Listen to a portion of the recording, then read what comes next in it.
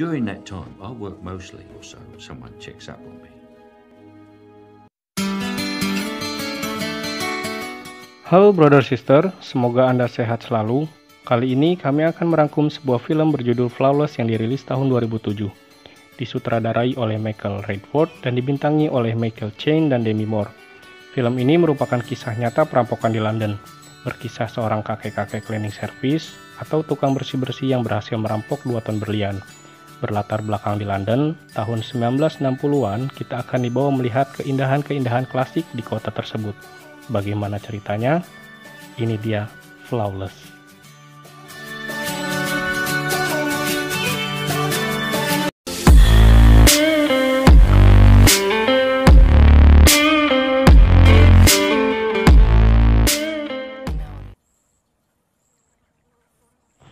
Film dimulai dengan memperlihatkan seorang sedang ngadulang atau mencari berlian dengan cara tradisional. Kemudian hasil berlian yang didapatkannya diolah sedemikian rupa hingga menjadi sebuah mata cincin yang indah.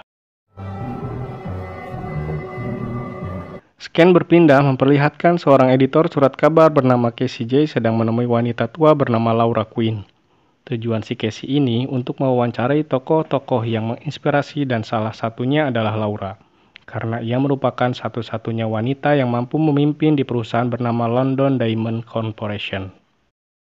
London Diamond Corporation sendiri adalah suatu perusahaan di London yang memasok berlian ke seluruh dunia. Kemudian, Laura menunjukkan potongan berlian yang cukup besar. Bahkan kalau dijual mungkin tidak akan sebanding dengan pendapatan saya selama setahun. Berlian tersebut mempunyai 58 segi dan 168 karat yang sangat langka, bahkan hanya ada beberapa saja di dunia. Laura mengatakan kalau dirinya mencuri berlian tersebut di London Diamond Corporation. Kita akan dibawa flashback ke tahun 1960, di mana Laura masih terlihat cantik dan ia juga masih bekerja di perusahaan tersebut. Laura ini bisa dibilang karyawan yang rajin karena ia selalu datang lebih awal dan pulang lebih akhir dari karyawan lain. Kalau saya masih gana sebaliknya, terlihat seorang petinggi perusahaan bernama Abah Milton dan anaknya yang bernama Oli, gak pakai topan ya, sudah disambut oleh masyarakat yang sedang berdemo. Masyarakat tersebut berdemo karena banyak orang yang tewas karena berlian. Namun Milton tidak terlalu menanggapi hal itu. Setelah para petinggi lain berkumpul, Milton meminta solusi untuk menyelesaikan masalah ini. Kemudian, Milton mengangkat Bolan sebagai manajer baru.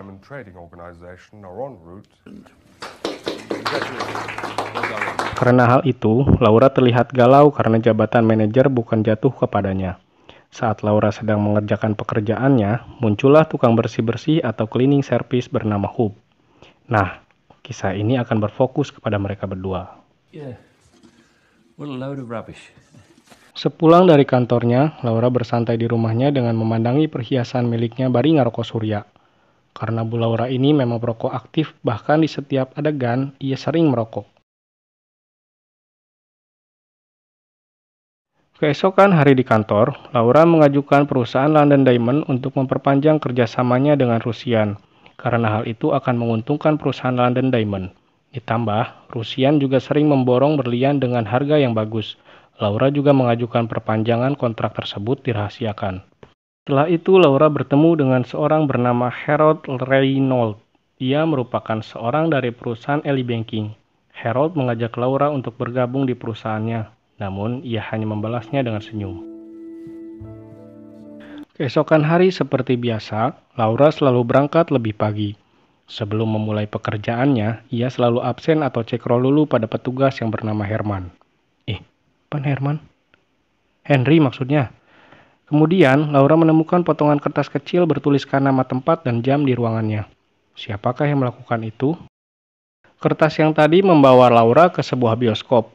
Ternyata yang menulis kertas tersebut adalah Mamang Hobbs. Hobbs menunjukkan kertas-kertas coretan kegalauan Laura yang ia temukan di ruangannya. Hobbs berkata kalau Laura akan dipecat karena usulannya tentang Rusian. Ia juga mengatakan kalau Rusian tidak akan menerima usulan Laura karena mereka hanya percaya pada senior yang lebih dari Laura. Excuse me.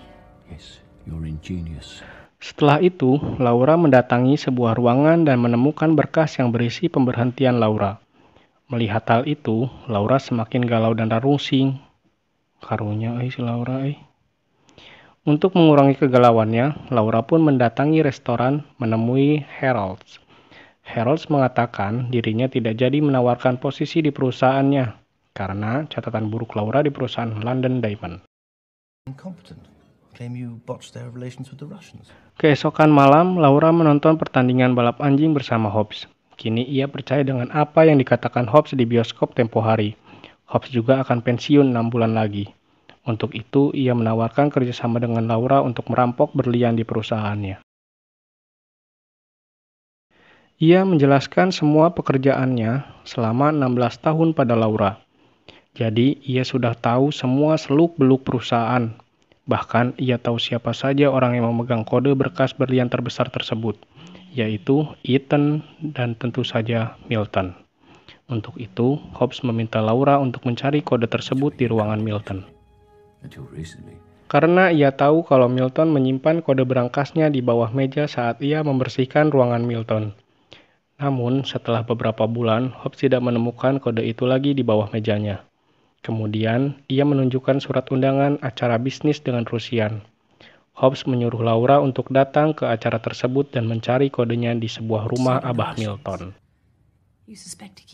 Awalnya, Laura menolak rencana Hobbs karena menurutnya itu mustahil.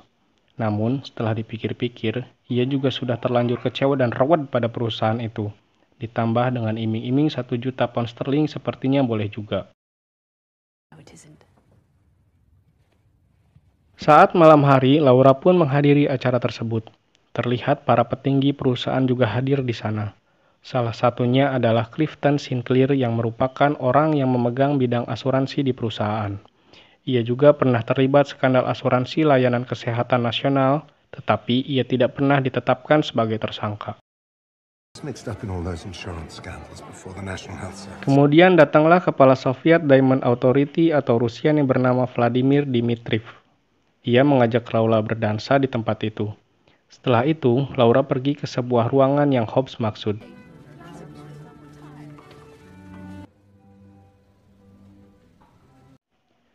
Saat Laura sedang berusaha mencari kode berangkasnya, di luar ada seseorang yang mendekat masuk ke ruangan tersebut. Ternyata orang itu adalah Milton. Ia membuka sebuah berangkas kecil di salah satu lemari. Saat membuka, Laura mengamatinya di atas hingga ia berhasil membukanya kembali saat Milton keluar. Di tempat lain, Mamang Hobbs sedang mengunjungi makam mendiang istrinya yang meninggal 15 tahun lalu. Setelah mendapatkan kode berangkasnya, Laura langsung memberikannya kepada Hobbs. Namun, saat keesokan hari, Laura melihat seluruh penjuru kantor sudah dipasangi CCTV.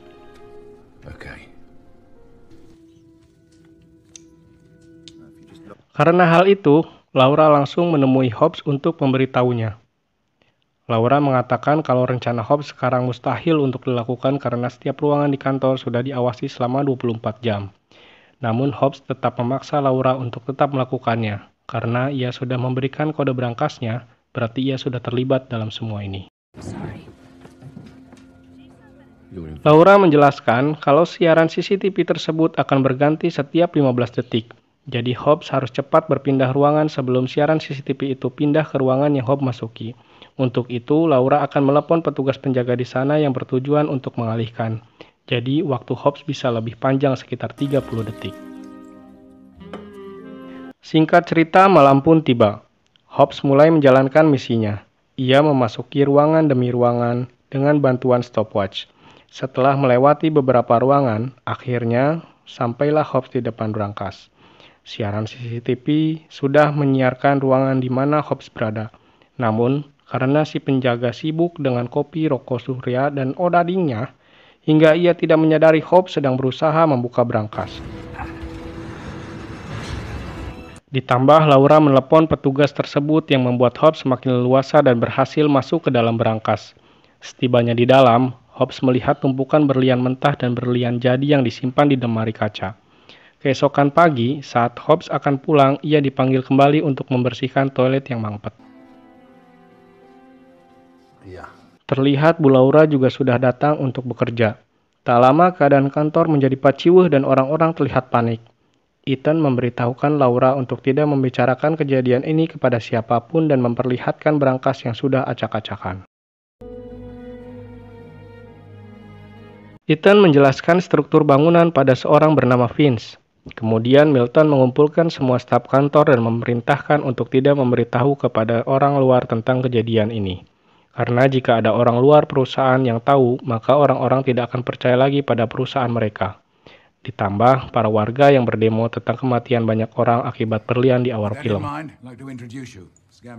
Untuk itu, Sinclair mendatangkan ketua penyelidik asuransi bernama Vince. Ialah yang nantinya akan menyelidik tentang kasus ini. Vince memanggil Hobbs kembali ke kantor untuk ditanya-tanya tentang kejadian ini. Setelah selesai, Laura menemui Hobbs di kafe. Hobbs menyuruh Laura untuk tenang dan bekerja seperti biasa. Kemudian ia memberikan kertas berisi tempat di mana ia berada besok. Kemudian Laura dipanggil oleh Milton ke ruangannya. Di sana sudah ada para staf lain dan Boyle. Bang Boyle merupakan salah satu petinggi perusahaan lain. Ia memberikan sebuah surat pada Milton dan mengatakan kalau dirinya tidak pernah ikut campur tentang persetujuan antara kliennya dan perusahaan London Diamond. Tak lama Boyle mendapatkan telepon dari perusahaannya.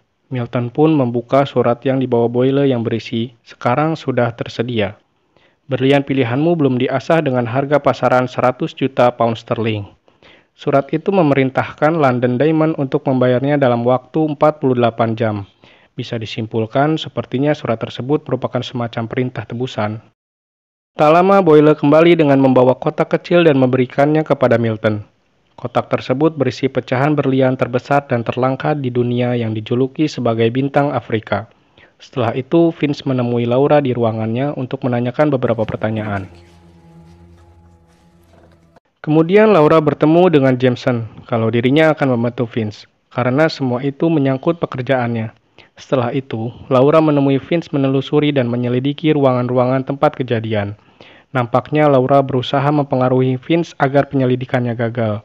Namun Vince terlihat sangat pintar dan handal hingga ia tahu detail-detail tentang kasus ini. Di tempat lain, Sinclair memberikan cek sebesar 5 juta pound sterling sebagai pengganti sementara untuk memulihkan inventaris berlian. Namun, Milton malah merobek cek tersebut dan tak lama Laura datang bersama Vince. Vince mengatakan kalau dirinya yakin pelaku perampok merupakan pekerja London Diamond sendiri. Ia juga berkata, pelakunya mendapatkan kode berangkas di rumah Milton saat pesta tempo hari.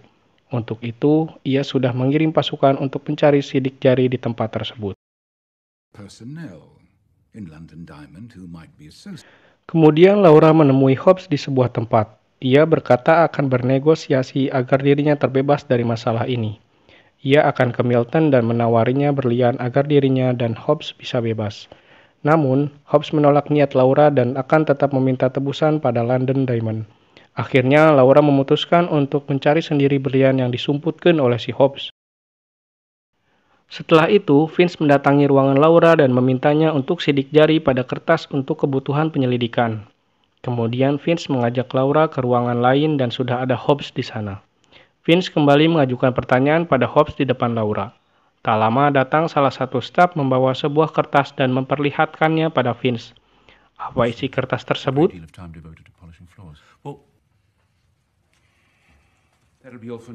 Karena semakin khawatir dan hariwang semuanya akan terbongkar, Laura kembali mengajak Hobbs untuk bernegosiasi.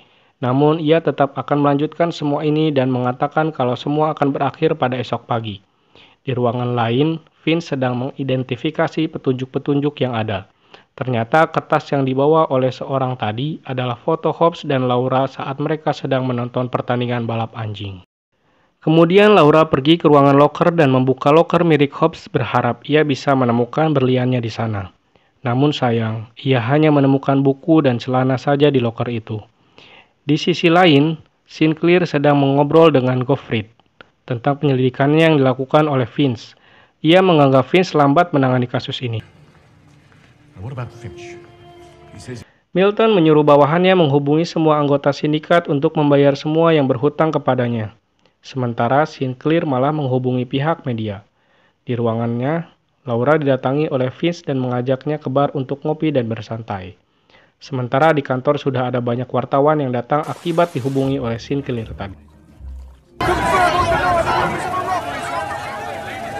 Gottfried mencoba menenangkan para wartawan itu. Namun, karena terlalu banyak, ia kewalahan menanganinya. Milton yang melihatnya pun langsung tumbang dan ngagulinting dari tangga. Di bar, Vince bertanya pada Laura, bagaimana Laura melakukan semua ini. Nampaknya Vince sudah tahu kalau Laura terlibat dalam kasus ini. Tak lama datang salah satu staf kantor yang memberitahu kalau Milton terkena serangan jantung. Mengetahui hal itu, Laura semakin khawatir dan takut hingga ia tak sengaja menjatuhkan perhiasannya ke wastafel. Kemudian ia membuka pipa wastafel itu dan menemukan berlian di dalamnya. Dari situlah ia sadar, sepertinya Hobbs membawa berlian yang banyak tersebut melalui wastafel. Maka dari itu, Laura langsung pergi ke sebuah saluran air bawah tanah menggunakan senter. Di tempat itu, Laura bertemu dengan Hobbs. Laura mengancam akan membongkar ini semua pada petinggi lain, namun Hobbs mengancamnya dengan pistol. Di tempat itu juga, Hobbs menceritakan tentang masa lalunya, yaitu istrinya meninggal akibat sindikat layanan kesehatan yang dilakukan oleh orang-orang tinggi. Dan orang itu adalah Sinclair. Ia menggunakan uang kesehatan bagi warga miskin untuk dirinya sendiri, atau lebih singkatnya, korupsi. Jadi Hobbs melakukan semua ini karena dendam dengan orang-orang pejabat tinggi yang merebut hak rakyat. Selama 15 tahun dirinya merencanakan hal ini hingga bisa berjalan mulus tanpa hambatan sedikit pun. Hobbs memindahkan semua berlian tersebut menggunakan gerobak sampah yang biasa ia gunakan saat bekerja. Ternyata tidak hanya sekali, namun ia beberapa kali bolak-balik berangkas hingga semua berlian di berangkas tersebut habis. Dan benar saja, Hobbs mengalirkan semua berlian tersebut menggunakan wastafel. Saat Hobbs disuruh membersihkan toilet yang mangpet, itu karena berlian besar tersangkut di toilet tersebut. Ternyata, kotak kecil yang Boyle berikan pada Milton juga Hobbs lah yang melakukannya. Setelah selesai bercerita, Laura melihat setumpuk berlian mentah di tempat itu. Kemudian para pekerja mulai memindahkan kembali semua berlian di tempat itu. Tak lama, Vince mendatangi Laura. Ia mengatakan dirinya tak menemukan bukti yang meyakinkan tentang Laura. Ia juga tak mau melihat Laura di penjara di sisa hidupnya. Setelah semua kejadian ini, sekarang jabatan Milton jatuh pada Ollie anaknya sendiri. Setelah dilakukan penyelidikan lebih lanjut, Laura dinyatakan tidak tersangkut dengan kasus ini. Hanya Hobbs lah yang dinyatakan bersalah. Mereka tidak pernah menemukan Hobbs lagi. Namun, Laura menerima surat dari Bank Switzerland yang berisi deposit telah dibuat atas nama Laura. Di akhir film, Laura membagikan uang yang didapatnya dari Hobbs sebanyak 100 juta pound sterling. Bahkan, ia perlu 40 tahun untuk membagikan uang tersebut ke warga yang membutuhkan karena saking banyaknya. Dan film pun berakhir. Menurut saya filmnya bagus. Emang kebanyakan film kisah nyata suka bagus-bagus sih. Mungkin pesan yang bisa diambil dari film ini adalah hiduplah dengan apa yang kita miliki, jangan pernah mengambil apa yang bukan hak kita. Selama kita bersyukur, pasti semua akan terasa cukup. Terima kasih yang udah nonton, mohon maaf kalau ada perkataan yang menyinggung atau kesalahan nama pemain. Sampai jumpa di video kami selanjutnya.